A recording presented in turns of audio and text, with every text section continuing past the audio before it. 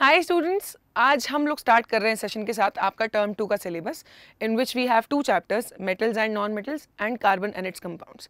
तो हम इन दोनों चैप्टर्स को बच्चों रिकॉर्डेड वीडियोस के थ्रू पढ़ेंगे और आपको सारा डिटेल प्रॉपरली मिलेगा। So will be starting with the third chapter, metals and non metals. In case आप लोग मुझे नहीं जानते हैं तो let me introduce myself first of all. I am Sushmita Sharma, your educator, your expert at Embibe, और मेरे को पढ़ाते हुए बच्चों 3 साल हो गए हैं। I have taught more than 15,000 students and I will be teaching you the chapter 3 and chapter 4 as well. All right, so let's start. देखो, metals and non metals simple है कि सबसे पहली तो बात है बच्चों, हमारे पास कितने एलिमेंट्स हैं अभी। How many elements do we have? We have 118 elements. उनमें से हम उन एलिमेंट्स को बेसिकली 2 कैटेगरीज में डिवाइड कर सकते हैं, मेटल्स और नॉन मेटल्स, और वो हम कैसे करते हैं, किस बेसिस पे करते हैं, वो सब हमें इस चैप्टर में जानना है। ठीक है, so everything in the surrounding is made up of different elements. हमने क्लास 9th में पढ़ा है कि atoms are the building blocks of matter, है ना, और एटम्स डिफरेंट एलिमेंट्स के डिफरेंट होते हैं। तो बस वही हमें यहाँ जानना है कि ये जो छोटे छोटे पार्टिकल्स हैं, जो एलिमेंट्स हैं, इनके बारे में हम कैसे इनको क्लासीफाई करते हैं। ऑल राइट, सो देखो बच्चों, एक बहुत ही कॉमन कैरेक्टरिस्टिक्स की टेबल है आपके सामने। इसमें you can see that out of 118 elements 91 are metals and the rest are non metals. सिर्फ 7 मेटलॉइड्स हैं बच्चों, ठीक है, सिर्फ 7 मेटलॉइड्स आपको देखने को मिलते हैं। वी हैव 20 नॉन मेटल्स, जो कि काफ़ी कम काउंट है। नाउ जनरल प्रॉपर्टीज जो आपने अब तक पढ़ी होंगी वो ये हैं कि मेटल्स शाइन करते हैं, they possess lustre, then they are malleable and ductile, they are good conductors of heat and electricity, they tend to lose electrons। अब नॉन मेटल्स एकदम ऑपोजिट होते हैं। नॉन मेटल्स में कोई शाइन नहीं होती, नॉन मेटल्स ना तो मैलिएबल होते हैं ना डक्टाइल होते हैं, they are brittle in nature, then bad conductor of heat and electricity and tend to gain electrons। अब ये तो बेसिक था कि आपको थोड़ा सा आइडिया देने के लिए कि कैसे हम इनको, क्या क्या क्राइटेरिया है जिसमें हम इसको डिवाइड करते हैं। But yes, we'll be studying all these characteristics in detail in this session. सारी कैरेक्टरिस्टिक्स मेटल्स के बारे में हम आज ही के सेशन में देखेंगे, that is the physical properties of metals. जैसे आपके सामने एग्जांपल है, सिंपल मेटल बार्स रखी हैं, आयरन की भी हो सकती हैं, क्रोमियम की भी हो सकती हैं। Then there is sulphur in front of you which is a non metal, which is not shiny, which is not hard. Then there is coal as well, ठीक है, कोल भी नॉन मेटल में ही आएगा बच्चों। Coal is a form of carbon only और इसमें कोई मेटल वाली कैरेक्टरिस्टिक्स नहीं है।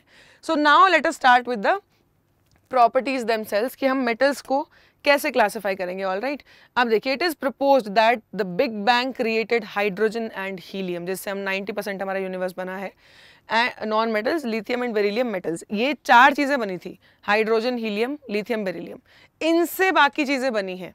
अब तक जो आप देखते आ रहे हैं, बाकी जो सारे एलिमेंट्स हैं वो बाद में बने हैं। इवन आज तक एलिमेंट्स डिस्कवर हो रहे हैं बच्चों। सो ये सब जो है, ये हमारे पास सिर्फ शुरुआत में 4 ही एलिमेंट्स थे, ठीक है। Now starting with basically the physical properties of metals. अब एक एक करके हम सारी प्रॉपर्टीज को थोड़ा ध्यान से देखेंगे कि क्या क्या प्रॉपर्टीज हैं। चलिए, सबसे पहले तो what are the properties behind the classification of materials. हमने वो सब देखा कि हमने क्या क्या क्राइटेरिया देखा था अपने दिमाग में, है ना। ये जो क्राइटेरिया है बेटा, इन सबको हम कैरेक्टरिस्टिक्स कहते हैं, ठीक है, जिससे हम पहचान पा रहे हैं किसी चीज़ को, उन सबको कैरेक्टरिस्टिक कहा जाता है। जैसे आप पेपर्स को कैसे पहचानते हैं, ऑब्वियसली देख के उनके टेक्सचर से, है ना। देन प्लास्टिक, आयरन, इन सबको आप टच करके इजीली बता सकते हैं कि कौन सी चीज़ क्या है, and also through your visual power. Yes, now physical properties या characteristics, these properties which help in categorization of materials based on the physical characteristics without changing the composition of the materials। हम उनकी बात कर रहे हैं जिसमें हम इनका रिएक्शन नहीं करा रहे हैं। There is no chemical reaction in this process जिसमें हम मेटल नॉन मेटल को पहचानना चाहते हैं। हम सिर्फ उनकी अपीयरेंस देख के, उनकी बेसिक फिजिकल प्रॉपर्टीज देख के हम बता रहे हैं कि कौन सी चीज़ मेटल है, कौन सी चीज़ नॉन मेटल है। ईजी। नाउ मूविंग ऑन, अब देखो, ये आपके सामने एक बेसिक इंट्रोडक्शन है सारी चीज़ों का कि किस किस चीज़ की हम बात करेंगे आज के सेशन में। सबसे पहले है lustrous. There is a shine, some sort of shine that every metal possesses. उसका रीज़न क्या है, क्यों होता है, ये सब कुछ वो सब हम डिस्कस करेंगे डिटेल में। Then malleable, we see sheets of metals, जो कि बहुत जगह यूज होती हैं, है ना। We also see the wires formed of metals, जैसे फेंसिंग आप देखते हो तो फेंस में वायर्स होती हैं मेटल्स की, है ना। इलेक्ट्रिक वायर्स जो इलेक्ट्रिसिटी बेसिकली कंडक्ट करने के लिए यूज करते हैं हम। Then they are sonorous as well, है ना, इनमें से आवाज आती है, एक रिंगिंग साउंड प्रोड्यूस होती है when a metal is strucken hard with the surface. Then they are good conductor of heat, हम खाना बनाते हैं इन मेटल्स के अंदर ही। Also they are good conductors of electricity. तो ये बेसिक हमने बस लिस्ट डाउन किया है कि कौन कौन सी कैरेक्टरिस्टिक्स हैं। अब हम इनको बारी बारी देखेंगे भी। Alright, now students, okay, there is a question in front of you कि आपको फिजिकल स्टेट से मैच करना है मेटल्स एट रूम टेम्परेचर। देखो, मर्क्यूरी इज एन एक्सेप्शन। आप जनरली जब मेटल्स को इमेजिन करते हो तो मर्क्यूरी उसमें एक्सेप्शन है बच्चों, क्योंकि बाकी मेटल्स जो हैं आपके सॉलिड रहते हैं। तो mercury is a liquid and iron, as you very well know, उससे ब्रिजेस बनते हैं, गाड़ियाँ बनती हैं, सब कुछ बनता है। तो iron is a solid at room temperature, और आयरन का मेल्टिंग पॉइंट बहुत हाई होता है। ठीक है, let's submit our answer and this is the correct answer. Basically you have to remember कि मर्क्यूरी एक एक्सेप्शन है बच्चों इन मेटल्स, कि मर्क्यूरी लिक्विड स्टेट में एग्जिस्ट करता है एट रूम टेम्परेचर। आपने इसको थर्मोमीटर्स में बहुत बार देखा होगा। Alright, but never ever take the mercury out of thermometer. Mercury बहुत टॉक्सिक होता है, सो बिल्कुल भी तोड़ के उसको देखने की जरूरत नहीं है, मर्क्यूरी वहीं सेफ है। नाउ हम मिरर्स में सिल्वर कोटिंग्स का इस्तेमाल करते हैं, मतलब मिरर अगर हम बना रहे हैं तो सिल्वर कोटिंग्स का इस्तेमाल होता है। Why do we do that? अभी वो हम देखेंगे कि ऐसा क्यों करते हैं, सिल्वर की जरूरत क्यों पड़ी हमें मिरर के अंदर। Now first property that we are going to talk about is metallic lustre of metals, कि मेटल्स में ये शाइन क्यों होती है। ठीक है, देखो, डज दिस, अब जो सिल्वर कोटिंग्स वाली बात थी, क्या ये सिल्वर का जो है यूज़ ये फिजिकल प्रॉपर्टीज़ में आएगा या नहीं आएगा, वो अभी हमने देखना है। जैसे ये मिरर है आपका, तो मिरर की बैक साइड पे हम सिल्वर कोटिंग रखते हैं बच्चों, ताकि लाइट आर पार ना जा पाए। ठीक है, मेटल्स बहुत अच्छे से लाइट को रिफ्लेक्ट करते हैं, इसीलिए इनमें शाइन होती है। तो हम मिरर में उसको लगा के रखते हैं कि जो रिफ्लेक्शन है लाइट का बहुत अच्छे से हो सके, है ना, आर पार लाइट जा ही ना पाए बिल्कुल भी। Now silver is generally used for mirror coatings because it is shiny and a good light reflector. Easy, mirror का यूज समझ में आ गया आपको सिल्वर का। Metallic lustre is the physical property due to which metals have a shiny appearance, as easy as that, है ना, बस lustre is shine. Now coming to the next question, that is आपको ये मैच करना है कि कौन सी चीज शाइनी है, कौन सी चीज नॉन शाइनी है। तो देखो, सिल्वर है आपका शाइनी मेटल है, आप लोग जानते हैं। गोल्ड भी शाइनी मेटल है, ज्वेलरी में इस्तेमाल होते हैं मेटल्स, तो ये बिल्कुल शाइनी है। While graphite is a form of carbon, जो कि शाइनी नहीं है, it is non lustrous in nature. तो ये हम अपना आंसर अब सबमिट कर देंगे। तो ये बेसिक अभी तक हमने बस ये जाना कि लस्टर है क्या, कौन से एलिमेंट्स में शाइन होती है। मेटल्स में सब में शाइन होती है, whichever metal you see. Alright, moving on to the next property, that is hardness of metals. हम मेटल्स को इतनी जल्दी तोड़ नहीं सकते हैं बच्चों, वो क्या रीज़न है उसका, वो अभी हम देखेंगे कि why are metals so hard. बहुत इंपॉर्टेंट है पोर्शन, क्योंकि ये चीज़ शायद अभी तक आपने नहीं पढ़ी होगी कहीं भी। Now why is it difficult to break a chunk of iron into smaller pieces? आप क्यों नहीं तोड़ सकते हो आयरन को या किसी भी मेटल को, गोल्ड हो गया, सिल्वर हो गया, इनको तोड़ना बहुत मुश्किल होता है। Why is that so? तो अब देखो बच्चों, hardness of a metal, basically ये आपका मेटल जो है ना, मेटल्स ऐसे एग्जिस्ट करते हैं, there are positive ions of metals in a sea of electrons. ठीक है, नॉर्मली जो मेटल आयंस हैं ये बेसिकली एक ही जगह रहते हैं। इलेक्ट्रॉन्स को जब इलेक्ट्रिसिटी मिलती है तो ये मूव अराउंड करते हैं। मेटल सिर्फ, ये जो मेटल आयन है ये मैक्सिमम ये होगा, कभी हीट मिली या कुछ भी हुआ तो सिर्फ वाइब्रेट करेगा अपनी पोजीशन पे, it will not be changing its position, यहीं पे रहेंगे मेटल आयंस। और इलेक्ट्रॉन्स जो हैं वो फिर भी मोबाइल हैं, वो इधर उधर घूम सकते हैं। ठीक है, so let's study about this hardness of a metal. देखो बच्चों, metals have a sea of electrons that are loosely flowing around the network. ये loosely flow करते हैं, electrons are not fixed. ठीक है, पॉजिटिवली चार्ज मेटल आयंस के around ये move करते रहते हैं। This creates strong metallic forces of attraction between them.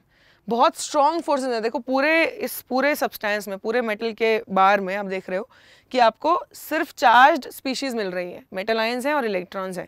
तो ऑब्वियसली ऑपोजिट चार्जेस अट्रैक्ट, तो इनमें अट्रैक्टिव फोर्सेज बहुत स्ट्रॉन्ग होते हैं, इलेक्ट्रोस्टैटिक फोर्सेज ऑफ अट्रैक्शन।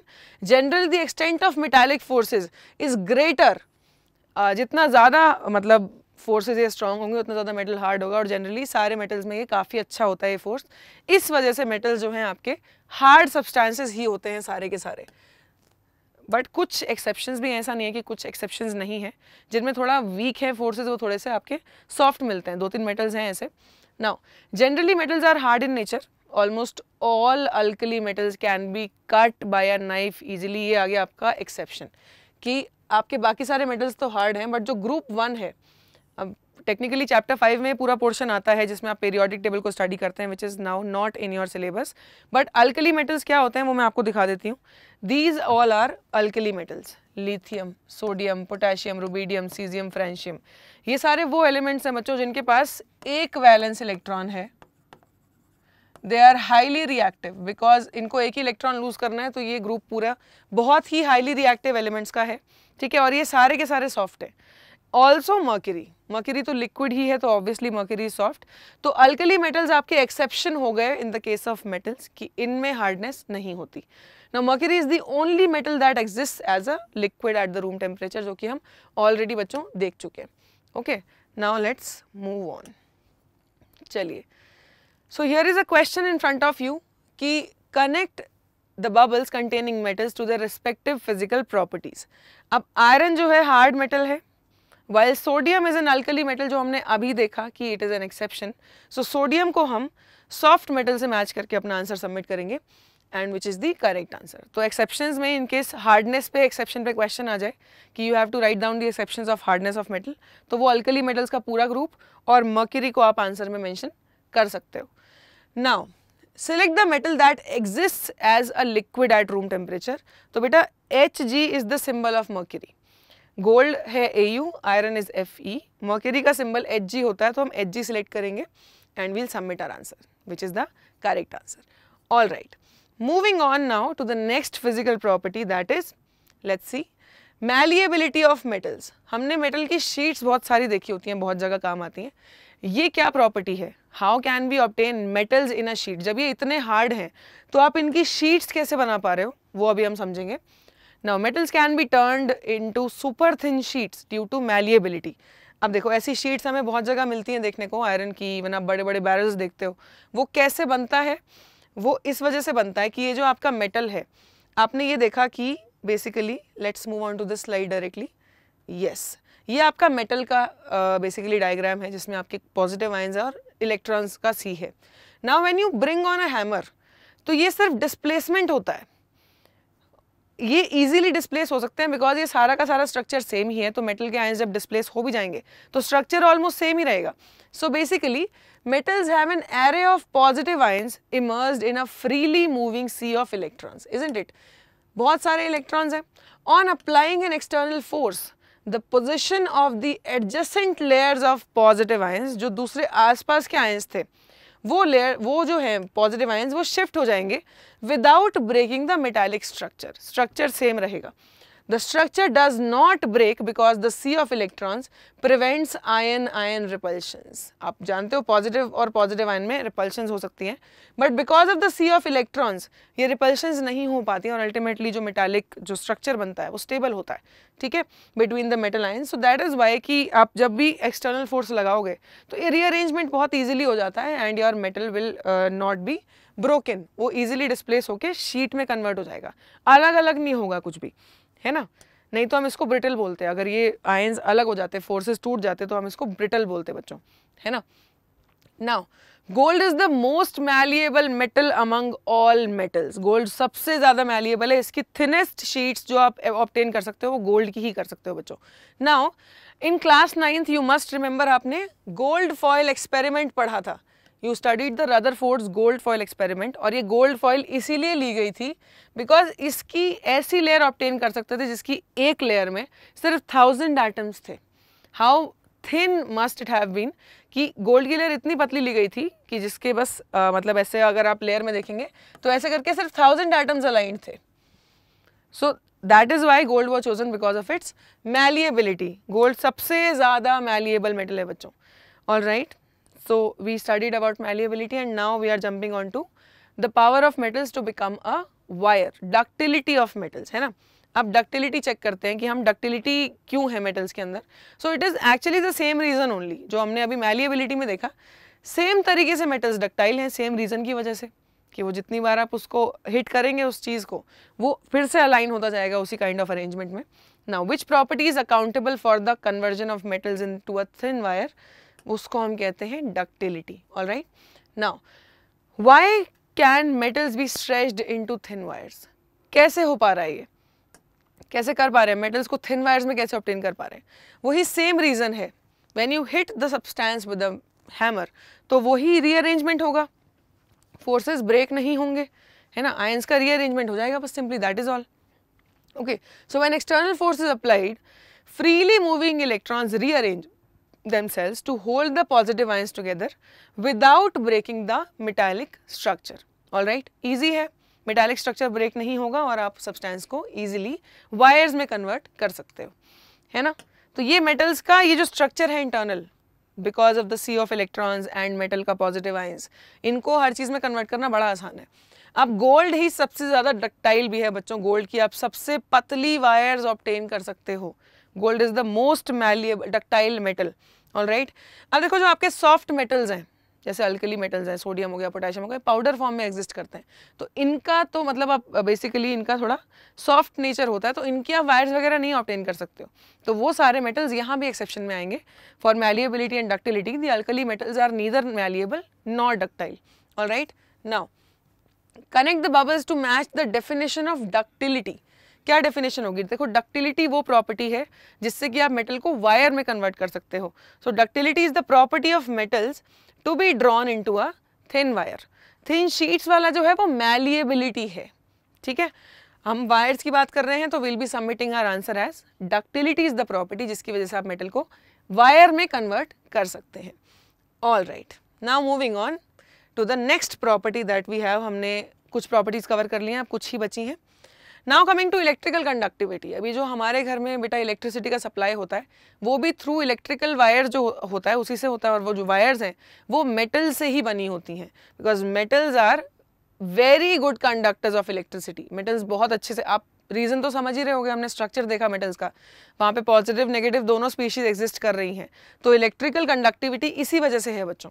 ठीक है, so metals are good conductors of electricity. And why does this happen? Now we'll be looking at that only. अभी आपके सामने एक सेटअप है.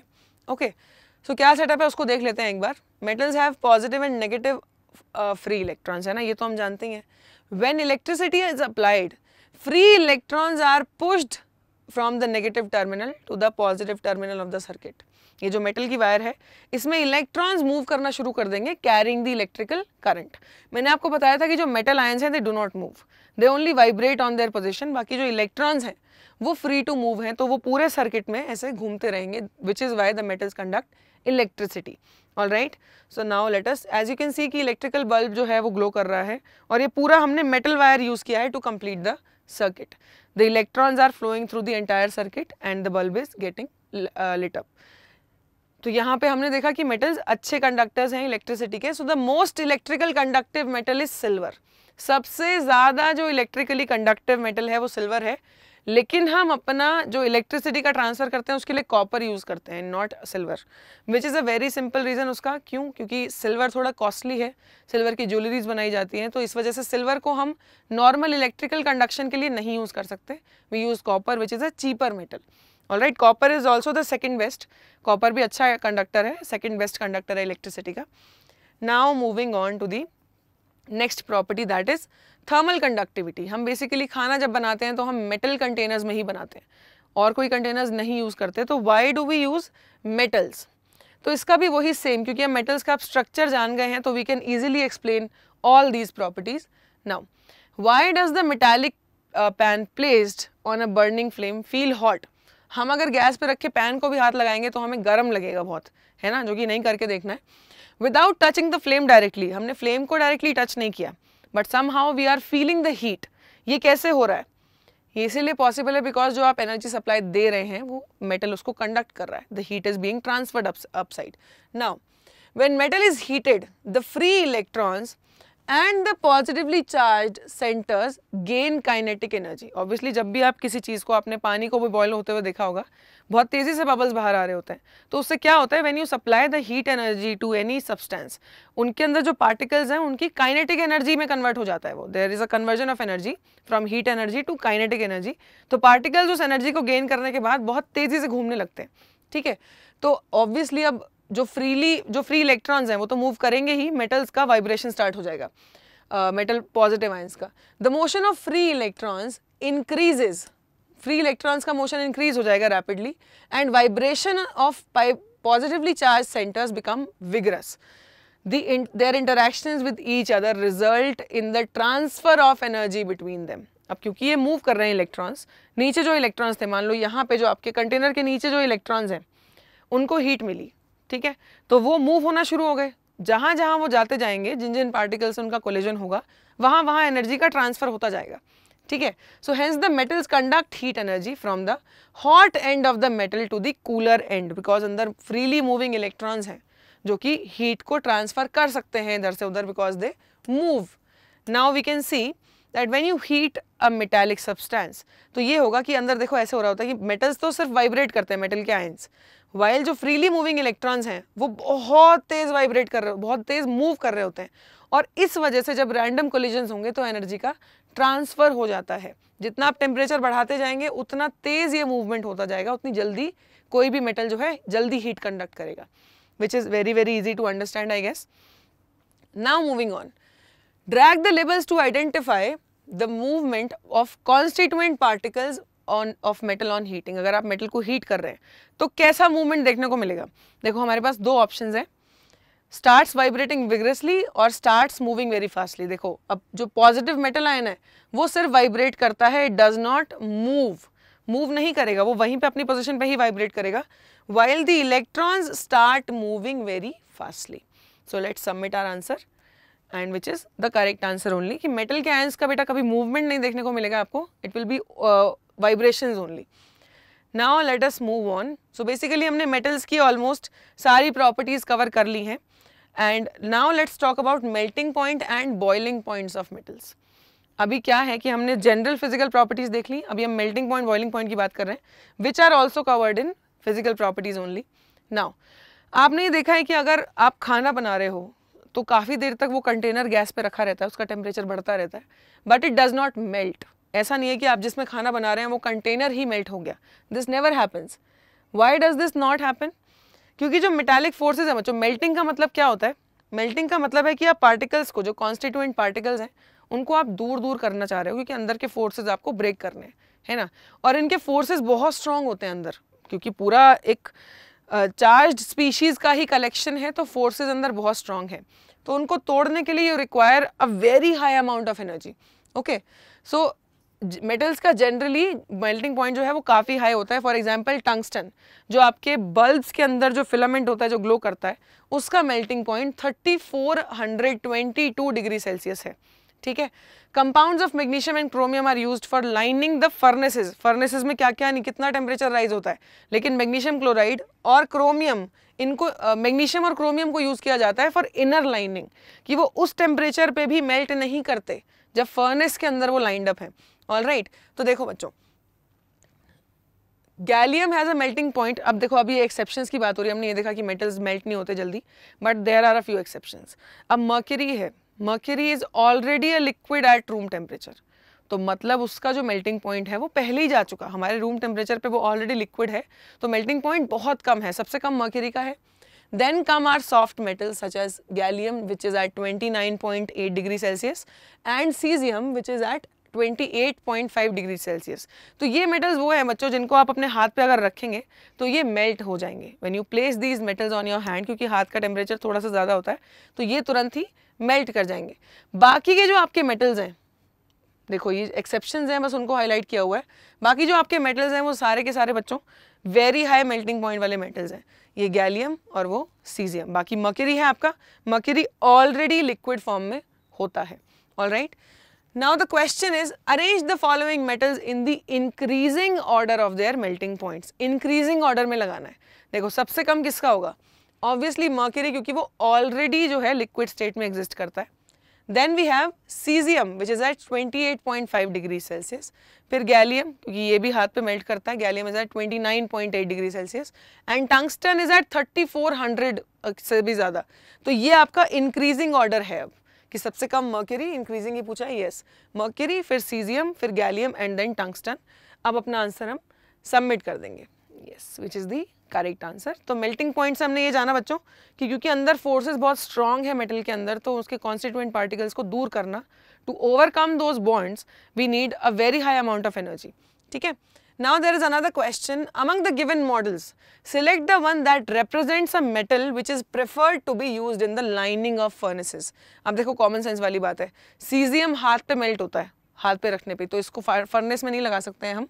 गैलियम भी हाथ पे मेल्ट होता है, but chromium is a metal जिसका मेल्टिंग पॉइंट काफ़ी हाई है, तो क्रोमियम को हम या फिर मैग्नीशियम को हम यूज़ करते हैं इनसाइड दी फर्नेस. तो हम क्रोमियम पे अपना आंसर सबमिट कर देंगे, which is the correct answer only. तो लो मेल्टिंग पॉइंट वाले मेटल्स को हम ऐसी जगह नहीं यूज़ कर सकते जहाँ पे बहुत हाई टेम्परेचर पे काम हो रहा है ना.